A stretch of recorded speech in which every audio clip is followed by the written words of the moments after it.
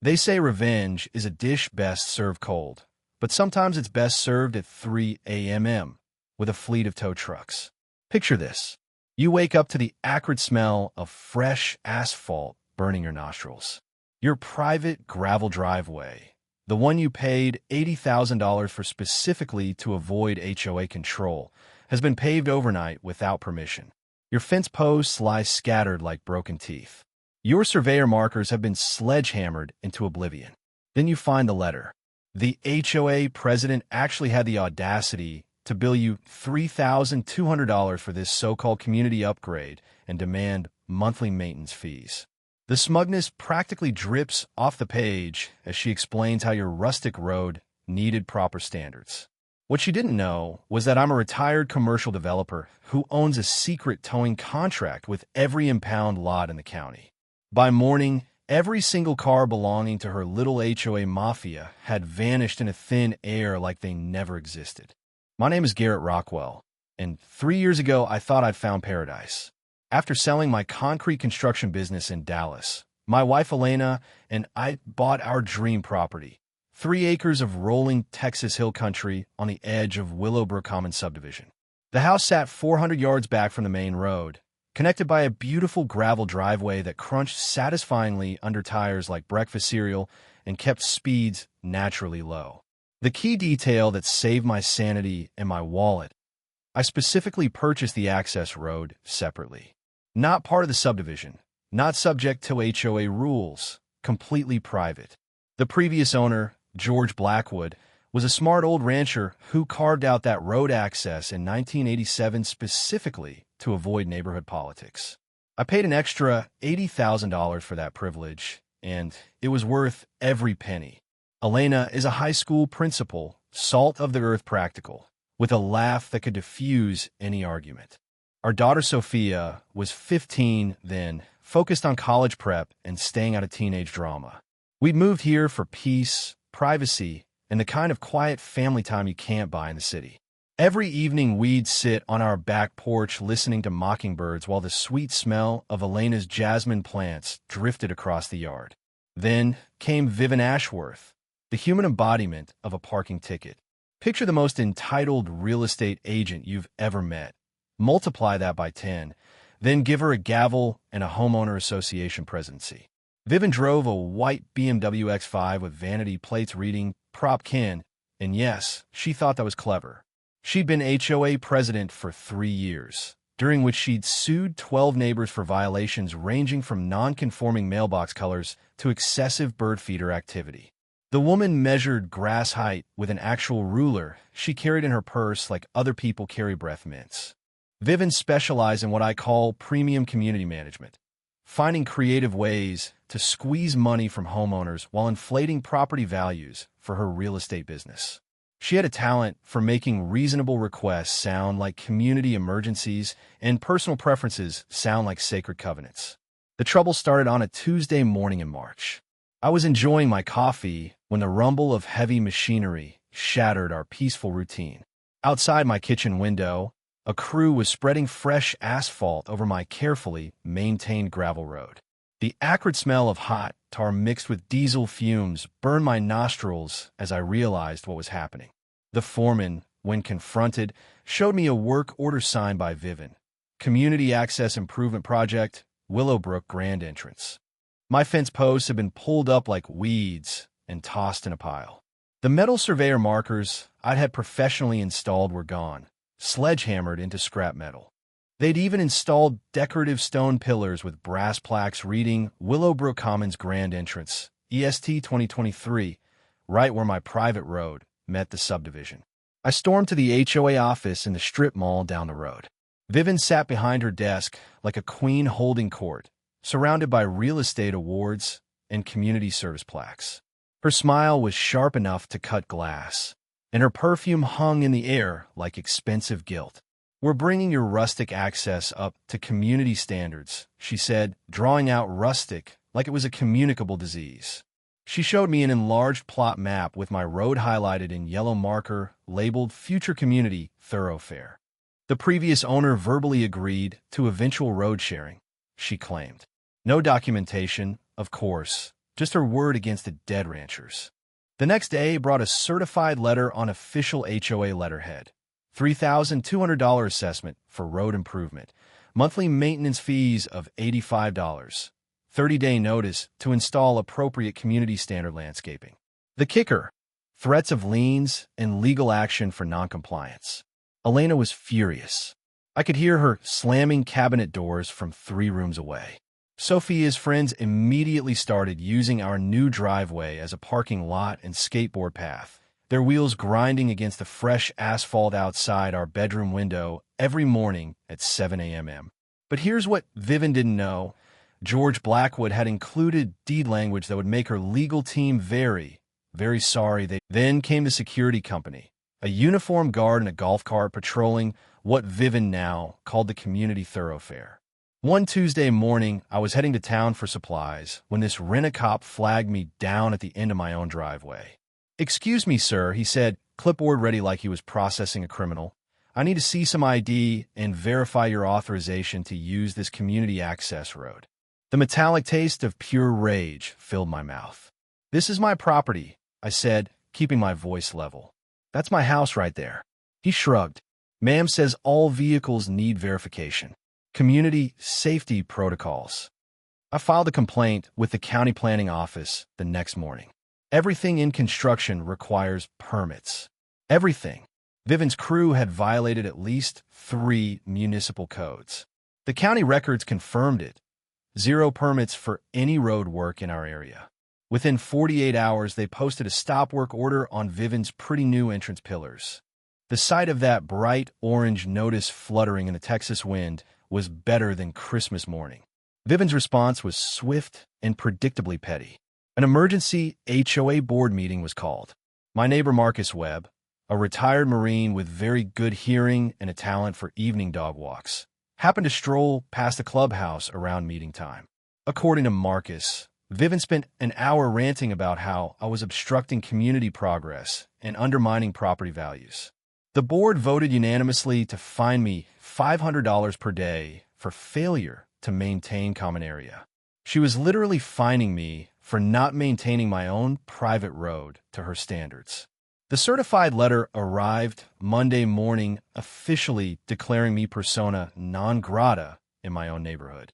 I've been banned from a place I legally owned. Even the post office clerk seemed embarrassed handing it over. Vivian organized what she called a community awareness campaign, basically turning my neighbors into an unpaid PR firm. The message was simple. Garrett Rockwell's gravel road endangered school buses, and his legal obstruction would tank everyone's property values.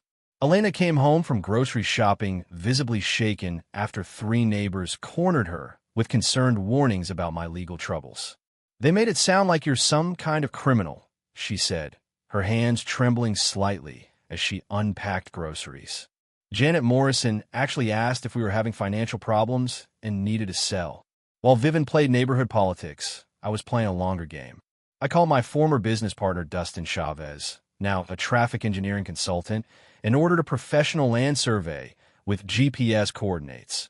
Cost $3,200, exactly what Vivian was trying to charge me for destroying my property. Poetic justice has a price tag. I also contacted Rex Donovan, a retired sheriff's deputy who does private investigations. Within 3 days, he'd uncovered something fascinating. Vivian had been buying up surrounding properties through shell companies for 18 months. The pieces started clicking together. I remembered reading about prescriptive easement during my contractor days, the legal theory that long-term use can create property rights, but it requires 10-plus years of continuous documented use. Vivian would need to prove the community had been using my road since 2013, which was mathematically impossible since I'd gated it every winter until 2019. I had receipts for everything: gate installation, private property signs, snowplowing services that specifically excluded community vehicles. George Blackwood had done the same thing every winter since 1987. Vivian's historical usage claims were about as solid as a paper umbrella in a hurricane. The mini twist arrived Friday afternoon via certified mail from Peton and Associates, the same law firm that had handled my business sale 3 years ago. They claimed my survey stakes constituted destruction of community property and threatened a $50,000 lawsuit plus attorney fees. The irony was delicious, threatening to sue me for surveying my own land while defending someone who'd actually destroyed my property. Vivian organized daily beautification. Facebook posts started appearing that afternoon. Photos of our perfectly normal house with passive-aggressive captions like interesting landscaping choices and wonder if this meets fire safety standards. The comment sections turned into digital lynch mobs debating everything from our mailbox color to Elena's garden gnomes. Somehow the county planning office had suddenly lost my original survey documents. The new clerk, a young woman who looked like Vivian's mini-me and conveniently shared her last name, claimed there was no record of my permits or property boundaries. His background check on Vivian revealed she'd been assembling a property empire through shell companies like some kind of suburban real estate vampire. 6 different LLCs, all controlled by her, had purchased parcels surrounding my land over 18 months. Rex's aerial photos showed the pattern clearly. Vivian owned properties on 3 sides of my land. Her master plan wasn't about road access.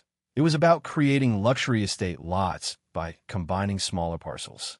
My 3-acre Keystone property was all that stood between her and a multi-million-dollar development deal. That's when the sabotage started. Thursday morning brought the acrid smell of dying St. Augustine grass and wilted rose bushes. Our irrigation system had failed during a brutal Texas heat wave. When I traced the problem, I found someone had deliberately cut our main water line where it crossed onto the new asphalt with surgical precision. Before I could even call a plumber, my phone rang. "Mr. Rockwell," came Vivian's voice, dripping with mock concern. "I understand you're planning to destroy community infrastructure. That will require board approval and a $5,000 damage deposit." The woman had sabotaged my property, then tried to extort me for fixing her damage. Peton and Associates escalated that same week, filing a preliminary injunction to prevent me from interfering with community road maintenance. They wanted a judge to order immediate removal of my survey stakes and private property signs, claiming they constituted harassment of HOA members. But something beautiful was happening in the neighborhood. Not everyone was drinking Vivian's Kool-Aid. Marcus Webb quietly offered security cameras. Dr. Patricia Hernandez shared horror stories that made my situation look like amateur hour. Janet Kowalski, a teacher with organizational skills that would make the Pentagon jealous, revealed that Vivian had tried to lowball her corner lot for half its market value. When Janet refused, her garbage pickup mysteriously started getting missed every other week. The pattern was becoming clear. Vivian wasn't just targeting me. She was systematically harassing anyone who wouldn't sell. The tax assessment bomb dropped Friday afternoon. The county had reevaluated my property based on the road improvements, jumping my annual taxes from $4,200 to $7,800. The appeals process required paying the disputed amount up front, another financial pressure tactic. That evening, Elena and I sat on our back porch watching sunset through a haze of construction dust and exhaust fumes. Our peaceful evening air now carried the constant rumble of traffic and shouts from teenagers treating our community road like their personal skate park. "She's getting desperate," Elena observed, watching another group of HOA supporters photograph our house from the road.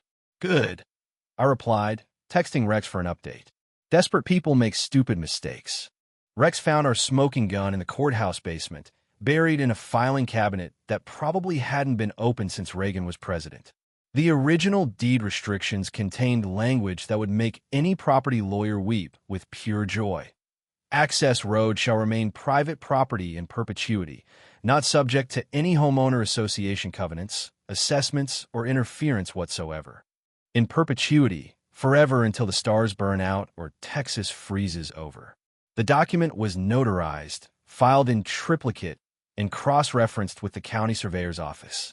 George had specifically included language preventing any future HOA claims, using what he colorfully described as protection against neighborhood busybody interference with a man's God-given right to drive on his own damn land. But Rex's corporate investigation revealed something even more devastating. Those shell companies weren't just buying properties. They were borrowing massive money using projected HOA income as collateral. Community development partners had borrowed $2 million from 3 banks, promising repayment through increased HOA fees from expanded membership. The entire scheme required rezoning our area as a luxury estate community to justify the loan payments. Without my property completing the development puzzle, Vivian's financial empire would collapse faster than a house of cards in a Texas tornado. I sat in my kitchen reading Rex's timeline, the bitter taste of realization filling my mouth. Vivian had borrowed against future HOA assessments, expecting to force me into membership within 6 months. The quarterly loan payments were due in 8 weeks. Without successful rezoning, she'd default on $4 million in development loans, plus her personal investments. The woman wasn't just harassing me for sport. She was fighting for her financial life. The political corruption ran deeper than small-town incompetence. County Commissioner Bradley Morse wasn't just rubber-stamping Vivian's permits. He was her brother-in-law. His construction company had pocketed $47,000 in no-bid HOA contracts for emergency improvements that coincidentally required permits only he could approve. Rex documented 17 permit approvals that violated standard procedures, all benefiting Vivian's projects or Morse's business. Environmental violations added federal criminal exposure. EPA records showed the road construction had diverted protected wetland drainage without required assessments. Federal environmental law carries $37,500 daily penalties until remediation, and violations can trigger criminal charges against permit signers. Commissioner Morse's signature decorated every fraudulent environmental waiver. That weekend, I converted our garage workshop into what Elena lovingly called the war room. Maps covered every wall, legal documents hung on clotheslines like evidence in a crime drama, and timelines stretched across folding tables like battle plans for D-Day. Marcus brought his military planning expertise and enough surveillance equipment to make the Pentagon jealous. Dr. Hernandez contributed legal research skills that would shame most law professors, plus medical documentation of stress-related symptoms from Vivian's harassment campaign. Janet arrived with her teacher's organizational superpowers and enough color-coded folders to stock an office supply store. My first call went to Catherine Silverman, Dallas's most feared property rights attorney.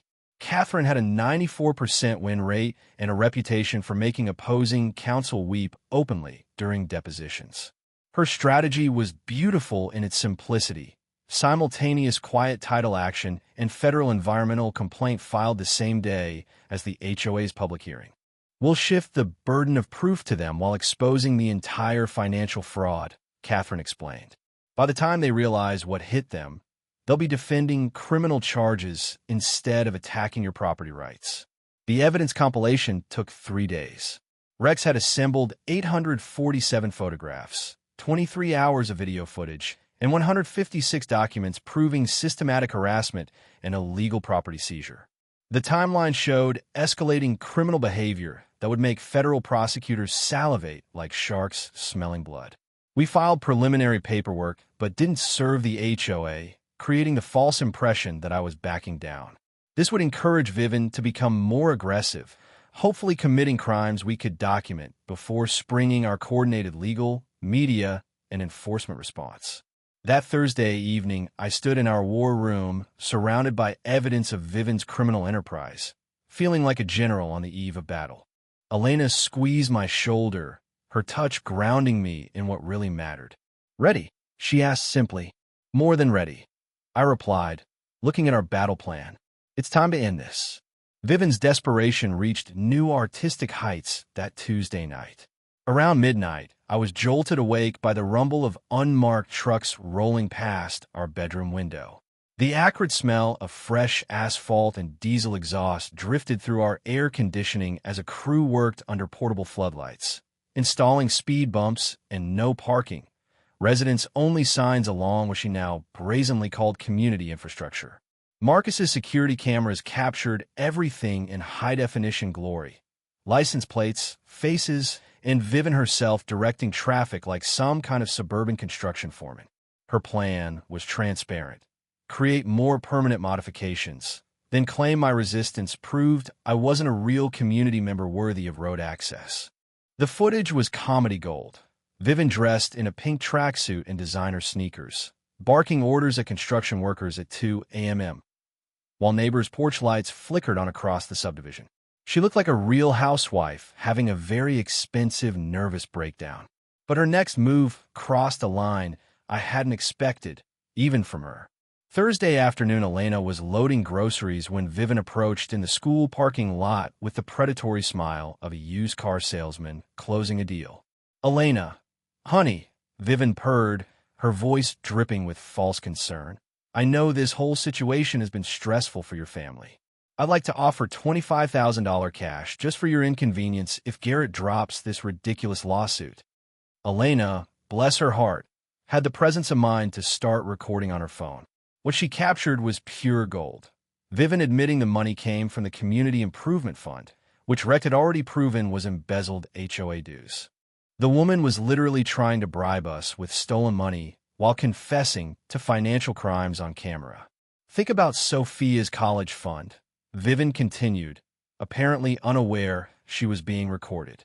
"This legal mess could drag on for years and cost you everything." Elena's response was worthy of a standing ovation. "The only thing costing us everything is dealing with criminals who think private property is their personal piggy bank." The harassment campaign escalated to psychological warfare that would make Cold War operatives proud. Anonymous flyers appeared on windshields throughout the subdivision claiming I operated an illegal business from home. False complaints flooded the fire marshal's office about hazardous material storage. Someone even called Child Protective Services with bogus reports about unsafe living conditions, forcing Elena to take time off work for a home inspection that found absolutely nothing. The caseworker apologized profusely, explaining they were legally required to investigate all reports, no matter how obviously frivolous. Sophia's college applications were delayed due to mysterious address verification issues that somehow only affected our household. The property damage escalated that Friday night. I woke to find our mailbox destroyed by unknown vandals, though Marcus's cameras clearly showed 2 HOA board members with a baseball bat at 3 a.m. My expensive landscaping had been poisoned with herbicide, leaving brown patches that spelled out "move" in dying St. Augustine grass. Garden hoses were cut in multiple locations, flooding our basement storage with 3 inches of muddy water.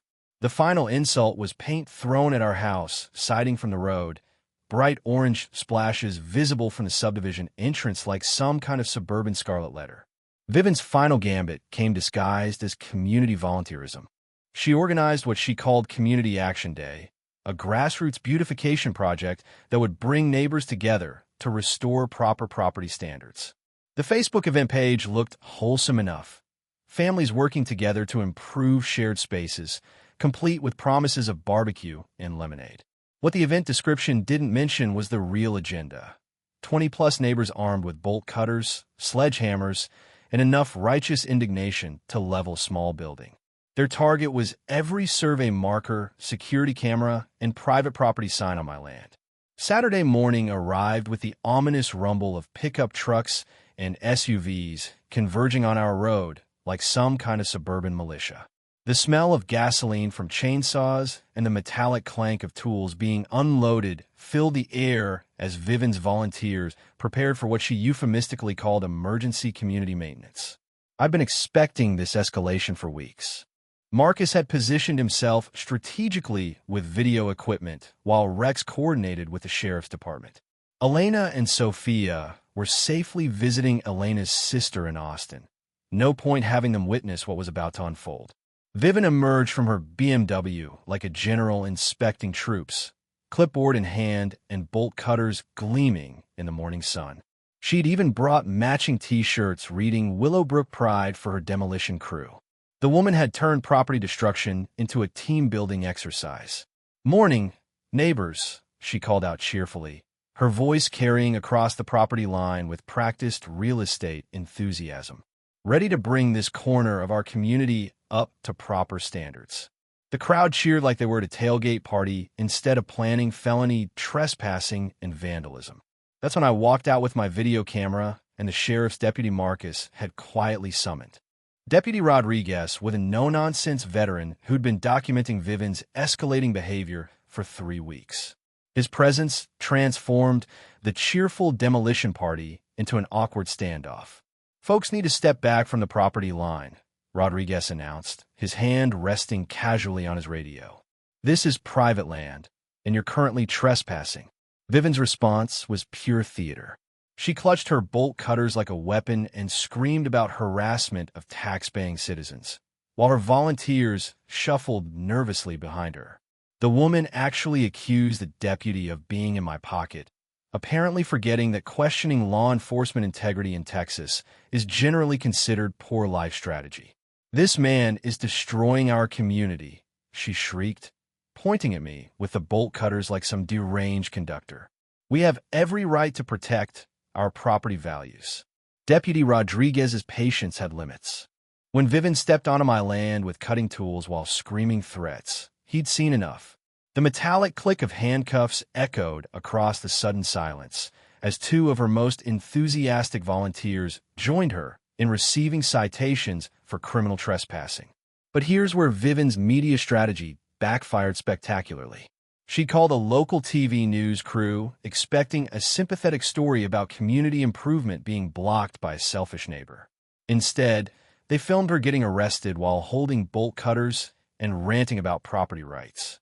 Reporter Sarah Sawyer, who'd been quietly investigating our story for weeks, interviewed both sides, but focused her questions on environmental violations and municipal corruption. Vivian's on-camera meltdown included admissions about forcing property sales and bringing non-conforming neighbors into compliance that would make federal prosecutors very happy. The footage of her supporters vandalizing private property while wearing matching T-shirts was comedy gold. Nothing says grassroots community movement like coordinated uniforms and professional demolition tools. Vivian spent 72 hours in county jail because her bond was set at $50,000 and her accounts were frozen pending fraud investigation. Her mugshot appeared on the evening news alongside Sarah Sawyer's report about systematic HOA corruption and environmental crime. The woman who'd spent 3 years terrorizing neighbors was finally getting the public attention she'd always craved. The financial empire collapsed, accelerated like dominoes falling in an earthquake. Banks froze Vivian's shell company accounts pending fraud investigations. 3 families received foreclosure notices on properties managed by her development partnerships.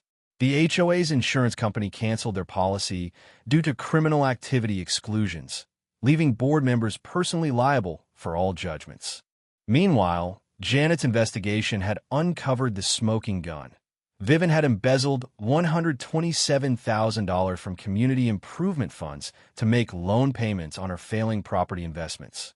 The annual HOA audit had been conducted by her brother-in-law's accounting firm, which explained how the theft went undetected for 2 years. 15 families demanded an emergency board meeting to elect new leadership. Dr. Hernandez was nominated for president by acclamation, while Marcus and Janet agreed to serve as financial oversight committee. The new board's first act was offering formal apologies to harassment victims and implementing transparency measures for all financial decisions. The federal investigation kicked into high gear when the FBI's Financial Crimes Unit opened a case based on EPA referrals. Grand jury subpoenas were issued for 3 years of HOA financial records, shell company bank statements, and all communications between Vivian and Commissioner Morse. The federal courthouse in downtown Dallas was packed like a championship football game for Vivian Ashworth's sentencing hearing. Over 200 community members, investigative reporters, and federal prosecutors who'd built their case around my meticulously documented evidence filled the marble hallways. I sat in the front row with Elena and Sophia, surrounded by our allies who'd become genuine friends through this ordeal. Marcus wore his dress uniform. Dr. Hernandez clutched a folder of medical testimony. Janet had organized a support group of 12 other families who'd suffered under Vivian's reign of terror. The air smelled like nervous sweat and expensive lawyer cologne. Judge Patricia Morrison entered with the gravity of someone about to pronounce sentence on organized crime. The federal prosecutors had presented 847 pieces of evidence over 3 days, including every photograph, video clip, and document recs I had compiled during months of harassment. Vivian's court-appointed attorney looked like he'd rather be anywhere else on earth. Victim impact statements began with Elena describing workplace intimidation and threats against our family. Her voice remained steady as she explained how Vivian had weaponized her career and terrorized our teenage daughter. The emotional weight in that courtroom was thick enough to cut with a knife. Dr. Hernandez testified about stress-related medical treatment required by multiple residents who'd been systematically harassed and intimidated. Marcus presented his military perspective on proportional response, explaining how Vivian's tactics violated basic principles of civilized conflict resolution. 12 other families shared similar stories of intimidation, financial extortion, and property rights violations. The pattern was undeniable. Vivian hadn't just targeted me. She'd been running a criminal enterprise designed to terrorize homeowners into selling their property at below-market prices. When Vivian's turn came to speak, her court-appointed attorney attempted a plea for leniency, citing financial desperation and community pressure. But Vivian couldn't help herself. She interrupted with a rambling speech about property values and community standards that made her sound like a broken real estate advertisement. "Your Honor, I was protecting innocent families from hostile neighbors who refused to follow reasonable community guidelines," she declared, her voice rising with each word. These people wanted to drag down everyone's investments with their selfish behavior. Judge Morrison allowed 15 minutes of increasingly incoherent accusations before cutting her off. Watching Vivian rant about property values while facing federal prison time was like watching someone complain about parking tickets during a murder trial. The evidence presentation was devastating. Catherine Silverman's timeline showed systematic criminal behavior escalating from harassment to property destruction to environmental crimes. Security footage played on courtroom monitors showing vandalism, intimidation, and midnight construction violations. Financial records revealed $340,000 in embezzled funds from multiple sources. The environmental expert testified about permanent ecological damage from illegal wetland construction. Judge Morrison's explanation of criminal forfeiture was music to my ears. Vivian would surrender all property purchased with crime proceeds, including her house, investment properties, and the BMW that had already been repossessed. The forfeited assets would compensate victims and fund environmental restoration. When the judge announced an 8-year federal sentence, the courtroom erupted in applause that echoed off marble walls like thunder. Vivian's face went white as the reality of federal prison hit her. Commissioner Morse had already received 5 years in a separate trial, and 3 city officials were pleading guilty for reduced sentences. Civil lawsuit settlements awarded me $480,000 in damages and attorney fees. RICO treble damages were applied to all documented harassment and property damage. The HOA's insurance company paid additional environmental restoration costs. As federal marshals led Vivian away in handcuffs, she was still claiming she'd been protecting property values. Her last words to the media were predictably self-serving. "This is all his fault," while pointing at me like a petulant child caught stealing cookies. Outside the courthouse, Elena and I stood in afternoon sunshine, surrounded by friends and neighbors who'd stood with us against organized crime disguised as community management. The sweet taste of justice was better than any victory I'd experienced during my construction career.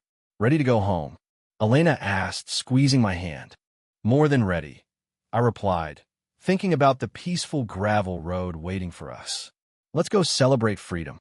That's why I donated $200,000 of the settlement money to establish the Willowbrook Veteran Scholarship, a fund providing college assistance for military families in our community. Elena was appointed to the scholarship board alongside Dr. Hernandez and Marcus, turning our alliance of necessity into a partnership for positive change. Within 6 months, workers had completed the wetland rehabilitation ahead of schedule and under budget. Protected Millers Creek now supports returning wildlife, including rare painted buntings that hadn't been seen in our area for decades. Their morning songs drift across our property like nature's own victory celebration, replacing the diesel rumble of Vivian's construction crews. My gravel road became part of the restoration plan, designated as a low-impact nature trail connecting the subdivision to the new wildlife preserve.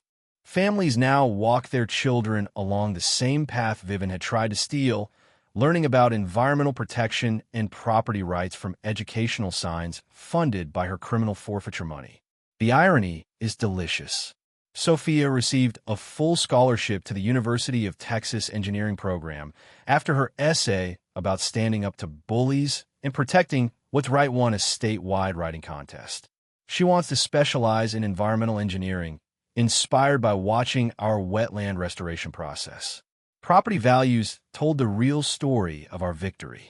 Our house increased 45% in value following the corruption exposure and environmental restoration. Neighboring properties gained value due to proximity to the protected wildlife corridor. The area rebranded itself as Willowbrook Conservation Community, a name that actually meant something beyond real estate marketing. The legal reforms our case inspired became the Texas Property Owner Protection Act, signed into law with bipartisan support. The legislation requires HOAs to carry $2 million liability insurance for officer misconduct, establishes a state ombudsman office for property rights disputes, and criminalizes harassment campaigns targeting individual homeowners. Vivian's criminal legacy became the foundation for protecting future families. As I write this, Elena and I are planning semi-retirement that might include consulting for families facing similar HOA harassment. The sound of children playing on our restored gravel road during our third annual Freedom Road Festival perfectly captures what we fought to protect, their laughter mixing with bird songs from the protected wetland, exactly as we dreamed when we first bought our little piece of American freedom. Got your own HOA nightmare story? You never know who might need to hear that they're not alone in this fight. Sometimes the best revenge really is living well and keeping detailed records. Patience and persistence always defeat petty tyrants, especially when you document everything right. Your HOA dues aren't their personal piggy bank, and renewable energy installations are protected by law in most states. Drop a comment sharing your worst HOA horror story if you want.